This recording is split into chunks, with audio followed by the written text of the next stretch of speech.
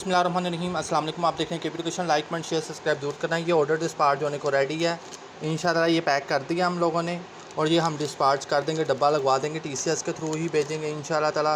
और ये पार्सल आपको इंशाल्लाह ताला या मिलेगा पीर या मंगल को। और ये एक और कस्टमर का ऑर्डर है, इसमें मोल्ड्स हैं, डील्स हैं और क्ले का सामान है। और इसी तरह ये एक दो चीज़ें और थी, पता नहीं वायर थी क्या था, भूल गया फिर से। तो ये सामान हो गया और ये हो गया, ठीक है। ये दो ऑर्डर तो रेडी हो चुके हैं, इनको तो भिजवाएँ।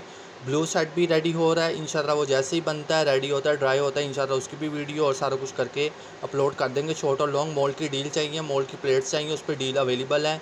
वो मैंने दोबारा से पोस्ट लगा दी, अगर चाहिए तो याद रखें सिर्फ 2 कस्टमर के लिए है। और मैंने बनाई ही 2 कस्टमर के लिए, मटीरियल ही इतना था मेरे पास, तो 2 कस्टमर का रेडी हुआ है। अगर आप लोगों को चाहिए डील मोल्ड की या मोल्ड्स की प्लेट की तो रब्ता कर लेना, इंशाल्लाह मिल जाएगा।